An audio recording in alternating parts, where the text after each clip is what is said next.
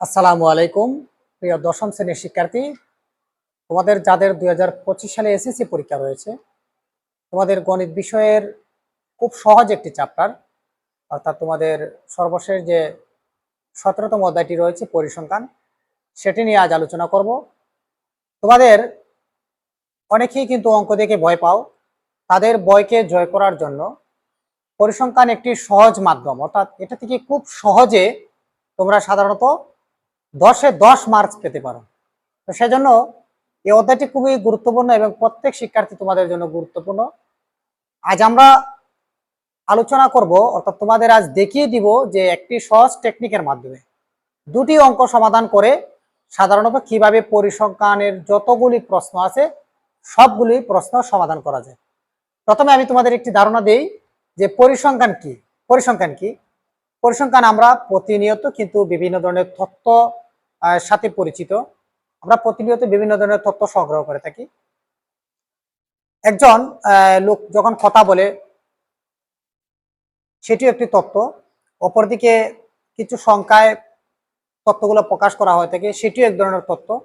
অর্থাৎ আমরা প্রতিনিয়ত বিভিন্ন ধরনের তথ্যের সাথে কিন্তু আমরা প্রতিনিয়ত সম্পর্কযুক্ত। এ সকল তথ্যগুলি যখন সেটি সংখ্যার মাধ্যমে প্রকাশ হয় সেটাকে বলা হয়ে থাকে পরিসংখ্যান। তাহলে কি, তথ্য বা উপাত্তগুলোকে যখন কোনো সংখ্যার মাধ্যমে প্রকাশ করা হয়ে থাকে তাকে বলে কি, তাকে বলে পরিসংখ্যান। আশা করি তোমরা বুঝতে পারছো। তথ্যগুলো সংখ্যার মাধ্যমে প্রকাশ, সেটি হচ্ছে পরিসংখ্যান। পরিসংখ্যান সাধারণত তোমাদের পাঠ্য বইয়ে যে পরিসংখ্যানগুলো রয়েছে সেটি সাধারণত দু ধরনের রয়েছে। কত ধরনের? দু ধরনের।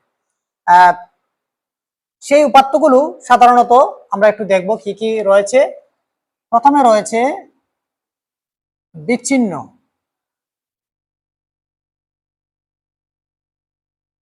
বিচ্ছিন্ন উপাত্ত, আর রয়েছে অবিচ্ছিন্ন উপাত্ত। অবিচ্ছিন্ন উপাত্ত। আমরা যে তথ্যগুলো সংগ্রহ করে থাকি এবং যেগুলো সংখ্যার মাধ্যমে প্রকাশ হয়ে থাকে সাধারণত এই উপাত্তগুলো হচ্ছে দু ধরনের। প্রথমত হচ্ছে বিচ্ছিন্ন উপাত্ত, আরটি হচ্ছে অবিচ্ছিন্ন উপাত্ত। অর্থাৎ বিচ্ছিন্ন উপাত্তকে আমরা এখন জানবো। বিচ্ছিন্ন উপাত্ত কি? বিচ্ছিন্ন উপাত্ত হচ্ছে যখন সংখ্যাগুলো ক্রমানুসারে সাজানো থাকবে তখন তাদেরকে বলা হয়ে থাকে বিচ্ছিন্ন উপাত্ত। যেমন এখানে আমরা যদি লিখি 4, 5, 6, 7, অর্থাৎ এভাবে ধারাবাহিক সংখ্যাগুলোকে বলা হয়ে থাকে বিচ্ছিন্ন উপাত্ত। আশা করি তোমরা সেটি সহজেই বুঝতে পারবো যে ক্রমানুসারে সাজানো থাকলে সেটিকে বলা হয় বিচ্ছিন্ন উপাত্ত। তাহলে অবিচ্ছিন্ন উপাত্ত কি? অবিচ্ছিন্ন উপাত্ত হচ্ছে 6, 12, 8, অথবা এখানে দেখলাম আমরা 16 অর্থাৎ 16, 6, 12, 16 অর্থাৎ এগুলো এলোমেলো ভাবে সাজানো আছে। অর্থাৎ যে সংখ্যাগুলো ক্রমানুসারে সাজানো নয়, অর্থাৎ এলোমেলো ভাবে যে সংখ্যাগুলো সাজানো থাকবে তাদেরকে বলা হয় অবিচ্ছিন্ন উপাত্ত। তাহলে তোমাদের যে প্রশ্নটি এসে থাকে বিচ্ছিন্ন উপাত্ত অথবা অবিচ্ছিন্ন উপাত্ত, এই দুটি অংশ থেকে প্রশ্ন এসে থাকে। এখানে অবিচ্ছিন্ন উপাত্ত থেকে তোমাদের একটি প্রশ্ন হয়ে থাকে, আরেকটি প্রশ্ন হয়ে থাকে বিচ্ছিন্ন উপাত্ত থেকে। তো বিচ্ছিন্ন উপাত্তগুলো সাধারণত এভাবে আসে না, তোমাদের সারণী আকারে আসে। আমরা যখন অঙ্ক সমাধান করব তখন সেই বিচ্ছিন্ন উপাত্তগুলো দেখতে পারবো। এখানে যে অবিচ্ছিন্ন উপাত্তগুলো রয়েছে এই অবিচ্ছিন্ন উপাত্তগুলো থেকে সাধারণত তোমাদের সারণী তৈরি করতে হয়। তো সেই সারণী তৈরি করে তোমাদের যে প্রশ্নগুলি সমাধান করতে হয় পরিসংখ্যানে, অর্থাৎ একই ধরনের প্রশ্ন সবগুলি অঙ্কে কিন্তু সেম, অর্থাৎ একটি প্রশ্ন সমাধান করলেই তোমরা পরিসংখ্যানের যত ধরনের অঙ্ক আছে সবগুলি সমাধান করতে পারবে। তোমাদের সেখানে কি কি সমাধান করতে হয়, পরীক্ষায় কি কি আসে আমরা একটু জানি। তোমাদের আসে গড় নির্ণয় করো, মধ্যক নির্ণয় করো, প্রচুরক নির্ণয় করো, তারপর রয়েছে তোমাদের সংক্ষিপ্ত গড় নির্ণয় করো। অর্থাৎ এই 4-5টি প্রশ্ন সাধারণত এসে থাকে। তাছাড়া তোমাদের এসে থাকে গ্রাফ, আয়তলেখ ও বহুভুজ এবং অজীবরেখা, এই 3টি গ্রাফ আসে। অর্থাৎ এই 3টি গ্রাফ এবং এই 4-5টি অঙ্ক যেগুলো রয়েছে এগুলো যদি তোমরা আয়ত্ত করতে পারো, বুঝতে পারো, তাহলে আশা করি তোমরা পরিসংখ্যানে 10-এর মধ্যে 10 পাবা। এবং সেক্ষেত্রে তোমাদের একটি অঙ্ক সমাধান করলে কিন্তু সকল প্রশ্ন সমাধান করা তোমাদের পক্ষে সম্ভব। কিন্তু এই 4টি প্রশ্ন তোমাদের সমাধান করতে গেলে কি করতে হবে আগে তোমাদের সেটি জানতে হবে। তোমাদের এই প্রশ্নগুলো সমাধান করতে গেলে যেটি সবচেয়ে বেশি প্রয়োজন হবে সেটি হচ্ছে সূত্র। অর্থাৎ এখানে কয়েকটি প্রয়োজনীয় সূত্র রয়েছে, সেই সূত্রগুলো অবশ্যই তোমাদের মুখস্থ করতে হবে, কারণ সূত্র ছাড়া কখনোই কি অঙ্ক করা সম্ভব হয় না। তো সূত্রগুলি যখন তোমরা আয়ত্ত করবা, মুখস্থ করবা, সেক্ষেত্রে তোমাদের অঙ্কগুলি করতে মানে খুব ইজি লাগবে এবং তোমরা সেগুলো পারবা। তো এখানে কয়েকটি সূত্র রয়েছে, সেগুলো তোমরা মুখস্থ করে ফেলবা। প্রথমে রয়েছে এখানে পরিসর। পরিসর সমান কি? পরিসর সমান হচ্ছে সর্বোচ্চ মান বিয়োগ সর্বনিম্ন মান যোগ হচ্ছে 1, অর্থাৎ পরিসর সমান হচ্ছে সর্বোচ্চ মান বিয়োগ সর্বনিম্ন মান যোগ হচ্ছে 1। অর্থাৎ এখানে যদি আমরা একটু বিবেচনা করে দেখিয়ে দিই, এটা হচ্ছে সর্বোচ্চ মান এবং এটা হচ্ছে সর্বনিম্ন মান। অর্থাৎ এখানে তোমাদের বসাতে হবে 16 আর এখানে বসাতে হবে 6, অর্থাৎ এটির যে মানটি বের হবে ক্যালকুলেশন করে সেটি হচ্ছে পরিসর। আশা করি তোমরা সেটি বুঝতে পেরেছো। তোমাদের প্রশ্নে যখন অনুচ্ছেদ থাকবে তখন তোমরা সবচেয়ে বড় যে মানটি থাকবে সে মানটি বের করবে এবং সবচেয়ে ছোট মানটি বের করবে, বড় মান থেকে ছোট মান বিয়োগ করবে এবং তার সাথে 1 যোগ করে দিবে, তাহলেই তোমাদের পরিসর বের করা হয়ে যাবে। তারপর যেটি রয়েছে শ্রেণী সংখ্যা। শ্রেণী সংখ্যা কি? এখানে যে সংখ্যাগুলো রয়েছে অবিন্যস্ত উপাত্ত, এগুলোকে কিন্তু সারণীভুক্ত করতে হয়। আর সারণীভুক্ত করতে গেলে আসলে আমাদের শ্রেণীর প্রয়োজন হয়। কিসের প্রয়োজন হয়? শ্রেণীর প্রয়োজন হয়। তোমরা ইতিমধ্যে অনেকেই পরিসংখ্যান করেছো, তোমরা কিন্তু এভাবে দেখতে পাচ্ছ যে এই ধরনের বিভিন্ন গড় দেওয়া থাকে, সারণী দেওয়া থাকে। এই যে শ্রেণীগুলা, এগুলা কি বলা হয় থাকে? শ্রেণী। তো এই শ্রেণী অর্থাৎ আমাকে এই অবিচ্ছিন্ন উপাত্ত থেকে শ্রেণী সংখ্যায় বা শ্রেণী সারণীর মাধ্যমে প্রকাশ করতে গেলে কয়টি শ্রেণীর প্রয়োজন হবে সেটি বের করতে আমাদের কিন্তু এখানে শ্রেণী সংখ্যা নামে একটি সূত্র রয়েছে, সেটি আমাদের প্রয়োগ করতে হবে। তাহলে শ্রেণী সংখ্যা সমান কি? শ্রেণী সংখ্যা সমান হচ্ছে পরিসর ডিভাইডেড হচ্ছে শ্রেণী ব্যবধান। শ্রেণী সংখ্যা সমান পরিসর ডিভাইডেড শ্রেণী ব্যবধান। পরিসর কিন্তু আমরা পূর্বের যে সূত্রটি রয়েছে সেটির মাধ্যমে আমরা বের করতে পারবো, এবং শ্রেণী ব্যবধান তোমাদের প্রশ্নের মধ্যে কিন্তু সেটি দেওয়া থাকবে। অর্থাৎ তোমাদের দেওয়া থাকবে প্রশ্নের মাধ্যমে যে শ্রেণী ব্যবধান এত হলে সারণী নির্ণয় করো, গণসংখ্যা নিবেশন সারণী নির্ণয় করো। শ্রেণী ব্যবধান 5, 7, 10 যে কোনোটা দিতে পারে। তোমাদের প্রশ্নে যাই থাকবে তোমরা সেই আলোকে এখানে মানটি বসিয়ে দিবে। তারপর আমাদের রয়েছে যেটি সূত্র দাব বিচ্যুতি। দাব বিচ্যুতি ইকুয়াল হচ্ছে, এটি সাধারণত যখন তোমরা সংক্ষিপ্ত গড় নির্ণয় করবা সেক্ষেত্রে তোমাদের প্রয়োজন হবে, এবং এই সূত্রটি তোমাদের সূত্রের মাধ্যমে করতে পারো অথবা সূত্র ছাড়াও করতে পারো। আমরা তোমাদের এটি সূত্র প্রয়োগ না করে কিভাবে অঙ্ক করা যায় সেটিরও আমি তোমাদের একটি সহজ টেকনিক দেখিয়ে দিব। যখন আমাদের দাব বিচ্যুতি প্রয়োজন হবে সেখানে তোমরা দেখতে পাবা যে দাব বিচ্যুতির সূত্র প্রয়োগ না করে কিভাবে অঙ্ক সমাধান করা যায়। তাহলে দাব বিচ্যুতি কে ইউআই দ্বারা প্রকাশ করা হয় থাকে, অর্থাৎ xi minus a by h। এখানে xi minus a by h, এখানে যে চলকগুলো রয়েছে সেগুলো নিয়ে আমরা বিস্তারিত আলোচনা করব পরবর্তী। এই যে এখানে রয়েছে লেখা, আমি তোমাদের সেটি বুঝাই দিব। এখানে যে চলকগুলো রয়েছে আমরা এখন সূত্রগুলো দেখি। তারপর রয়েছে গড়। গড় ইকুয়াল হচ্ছে সামেশন, এটাকে বলা হয় সামেশন fi xi। তারপর রয়েছে গাণিতিক গড়। গাণিতিক গড় হচ্ছে 1/n সামেশন fi xi, এটিও তোমরা মুখস্থ করবা। তারপর রয়েছে সংক্ষিপ্ত গড়। সংক্ষিপ্ত গড়ের সূত্র হচ্ছে a plus summation fi ui by n into h, এটিও তোমরা মুখস্থ করবা। তারপর রয়েছে মধ্যক। মধ্যক সমান হচ্ছে l plus n/2 minus fc into h by fm, এটিও তোমরা মুখস্থ করবা। তারপর রয়েছে প্রচুরক l plus f1 plus f2 into h। অর্থাৎ এই সূত্রগুলি দিয়েই সাধারণত পরিসংখ্যানের প্রশ্ন এসে থাকে, এবং সব থেকে বেশি যেটি এসে থাকে প্রচুরক নির্ণয়, মধ্যক এবং সংক্ষিপ্ত গড়। অর্থাৎ এই তিনটি প্রশ্ন কিন্তু সবচেয়ে বেশি এসে থাকে।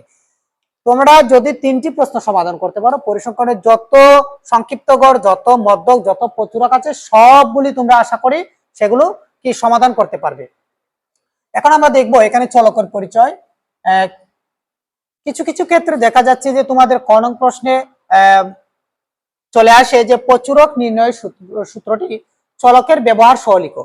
অর্থাৎ এখানে যে চলকগুলি ব্যবহার করেছে তাদেরকে কি বলা হয় সেটি উল্লেখ করে তোমাদের সূত্র প্রয়োগটি লিখতে হবে। এখন আমরা দেখবো এফআই। এখানে রয়েছে এফআই হচ্ছে আমার গড়ে আমরা এফআই পাই, অর্থাৎ গড় নির্ণয়ের ক্ষেত্রে এফআই পাই। এফআই হচ্ছে সাধারণত কি গণসংখ্যা। এফআই হচ্ছে গণসংখ্যা। আচ্ছা, অর্থাৎ গণসংখ্যাকে প্রকাশ করা হয় থেকে এফআই দ্বারা।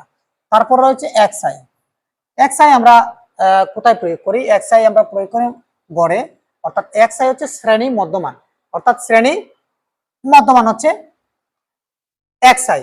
তারপর যেটি রয়েছে এখানে এ, এটি আমরা গড়ে ব্যবহার করে থাকি, এটি হচ্ছে আনুমানিক গড়, অর্থাৎ একে বলা হয় কি আনুমানিক গড়। তারপর রয়েছে এখানে ইউআই, ইউআই হচ্ছে আমাদের দাব বিচ্যুতি। ইউআই হচ্ছে দাব বিচ্যুতি, এটি প্রয়োগ হবে সংক্ষিপ্ত করে। এগুলো তোমরা কিছু কিছু চলক আছে যেগুলো তোমাদের আইকিউতে যদি তোমরা মনে রাখতে পারো তাহলে তোমাদের অঙ্কগুলি করতে অনেক সহজ হবে, যে কোন চলকগুলো কোন সূত্রে ব্যবহৃত হয় এবং কোন চলকের মানগুলো আমরা কোথায় বের করতে হবে, সেগুলো তোমাদের জানা থাকলে তোমাদের সংক্ষিপ্ত গড়, গড়, মধ্যক, প্রচুরক এগুলো নির্ণয় করতে সহজ হবে এবং সারণী সম্বন্ধে তোমাদের একটা ধারণা হয়ে যাবে। তারপর এখানে রয়েছে এন। এন হচ্ছে কি? এন হচ্ছে মোট গণসংখ্যা। আমাদের যখন এন দিয়ে কোনো সূত্র দিয়ে মান বের করতে হবে সেক্ষেত্রে আমাদের মনে রাখতে হবে যে এন হচ্ছে মোট গণসংখ্যা। তারপর রয়েছে এইচ। এইচ হচ্ছে শ্রেণীর মধ্যমান। শ্রেণী, একটি শ্রেণী থেকে আরেকটি শ্রেণীর মধ্যে যে ব্যবধান থাকবে সেটি হচ্ছে শ্রেণী ব্যবধান। তারপর রয়েছে এল। এল হচ্ছে প্রচুরক অথবা মধ্যক শ্রেণী, প্রচুরক শ্রেণী অথবা মধ্যক শ্রেণীর নিম্ন সীমা। অর্থাৎ দুটি, এখানে আমরা লিখলাম 10 = 20, এই একটা সারণীর একটি মান। এখানে যে দুটি মান রয়েছে এটি হচ্ছে শ্রেণীর উচ্চ সীমা, এটি হচ্ছে শ্রেণীর নিম্ন সীমা। তাহলে প্রচুরক নির্ণয়ের ক্ষেত্রে যখন আমাদের এল এর মান প্রয়োজন হবে সেখানে আমরা কি করব? এল এর মানটি বসাবো সেখানে সাধারণত প্রচুরক শ্রেণী, অর্থাৎ যে শ্রেণীর মধ্যে সব থেকে বেশি গণসংখ্যা থাকবে সেই শ্রেণীটির নিম্ন সীমা, অর্থাৎ সেই শ্রেণীটির নিম্ন সীমা অর্থাৎ ছোট যে সংখ্যাটি থাকবে সেটি আমরা ব্যবহার করতে হবে এল। তারপর এখানে আমরা এন এর মান পূর্বে পেয়েছি, এটির প্রয়োজনে এফসি। এফসি হচ্ছে সাধারণত মধ্যক নির্ণয়ের ক্ষেত্রে ব্যবহৃত হয়, এটি তোমাদের মনে রাখতে হবে। এফসি হচ্ছে ক্রমযোজিত গণসংখ্যা সারণী। মধ্যক নির্ণয়ের ক্ষেত্রে ক্রমযোজিত গণসংখ্যা সারণী তৈরি করতে হয়। যখন আমরা মধ্যক নির্ণয় করব তখন তোমরা ক্রমযোজিত গণসংখ্যা সারণী দেখতে পাবা। এবং এফসি হচ্ছে মধ্যক শ্রেণীর ক্রমযোজিত গণসংখ্যা। যখন আমরা ক্রমযোজিত গণসংখ্যা সারণী বের করব, এই সারণীর মধ্যক যে শ্রেণীটি থাকবে, অর্থাৎ আমরা যদি এটিকে মধ্যক শ্রেণী ধরে নেই তাহলে তার পূর্ববর্তী শ্রেণীতে ক্রমযোজিত গণসংখ্যা সারণীতে যে মানটি থাকবে সেটি হচ্ছে এফসি। এইচ আমরা সেটি আগে বের করেছি। এখন আসি আমরা এফএম। এফএম হচ্ছে মধ্যক শ্রেণীর গণসংখ্যা। অর্থাৎ মধ্যক নির্ণয়ের ক্ষেত্রে আমরা যখন মধ্যক শ্রেণী আইডেন্টিফাই করব, যেটা মধ্যক শ্রেণী, সেটির যে গণসংখ্যা থাকবে সেটি হচ্ছে এফসি। তারপর রয়েছে এফএম। তারপর রয়েছে প্রচুরক নির্ণয়ের ক্ষেত্রে আমাদের এল। আমরা এল এর মান কোথা থেকে নিব সেটি আমরা ইতিমধ্যে পেয়েছি। এখন রয়েছে F1 এবং F2। F1 এবং F2 এইচ আমরা পূর্বে জানতে পেরেছি, সেটিকে শ্রেণীর ব্যবধান। তাহলে F1 হচ্ছে মধ্যক শ্রেণীর গণসংখ্যা বিয়োগ পূর্ববর্তী শ্রেণীর গণসংখ্যা। আমি একটু উদাহরণের মাধ্যমে তোমাদের দেখিয়ে দিচ্ছি। এখানে আমরা ধরে নিলাম গণসংখ্যা 5, 8, 4, 3 ধরে নিলাম আমরা এটি একটি গণসংখ্যা। তাহলে F1 এর মান এখানে কোনটি হবে? F1 হচ্ছে মধ্যক শ্রেণীর গণসংখ্যা। আমরা এটাকে ধরে নিলাম মধ্যক শ্রেণী, অর্থাৎ সবচেয়ে বেশি যে গণসংখ্যা থাকবে সেটি হচ্ছে মধ্যক শ্রেণী অথবা প্রচুরক শ্রেণী। এটাকে যদি আমরা মধ্যক শ্রেণী ধরি, মধ্যক শ্রেণী, তাহলে এখানে F1 এর মান কত হবে? F1 হচ্ছে মধ্যক শ্রেণীর গণসংখ্যা। তাহলে আমরা এখানে বসিয়ে দিলাম মধ্যক শ্রেণীর গণসংখ্যা হচ্ছে এখানে 8 মাইনাস পূর্ববর্তী শ্রেণীর গণসংখ্যা। পূর্ববর্তী শ্রেণীর গণসংখ্যা রয়েছে 5, তাহলে 8 থেকে 5 গেলে থাকবে 3, অর্থাৎ এটা হচ্ছে F1 এর মান। এবং F2 এর মান, যখন আমরা F2 এর মান বের করতে যাব প্রচুরক শ্রেণীর গণসংখ্যা, তাহলে এখানে প্রচুর যে সংখ্যাটি রয়েছে এটি হচ্ছে 8, আমরা এখানে দিয়ে দিলাম 8 এবং তার পরবর্তী অর্থাৎ বিয়োগ, এখানে রয়েছে বিয়োগ পরবর্তী শ্রেণীর গণসংখ্যা, তার পরবর্তীতে রয়েছে 4, আমরা দিয়ে দিলাম 4, তাহলে 8 থেকে 4 গেলে থাকে 4, অর্থাৎ F2 এর মান হচ্ছে 4 আর F1 এর মান হচ্ছে 3। এভাবে দুটি মান বের করি তোমরা খুব সহজে প্রচুরক নির্ণয় করতে পারবা। তো এই সূত্রগুলি এবং চলকগুলি তোমরা ভালো করে আয়ত্ত করবা। আগামী ভিডিওতে তোমাদের আমি উদাহরণের মাধ্যমে দেখিয়ে দিব যে দুটি অঙ্ক সমাধান করে কিভাবে পরিসংখ্যানের যতগুলি অঙ্ক আছে সবগুলি সমাধান করা যায়। আগামী ভিডিওটি পেতে তোমরা ইনান লার্নিং হোম চ্যানেলের পাশে থাকবে এবং ইনান লার্নিং হোম চ্যানেলটি সাবস্ক্রাইব করে রাখবে। তোমাদের প্রতিনিয়ত যারা এসএসসি পরীক্ষার্থী রয়েছে তোমাদের প্রত্যেকটি অধ্যায়ের সহজ টেকনিকের মাধ্যমে কিভাবে অঙ্কগুলো সমাধান করা যায়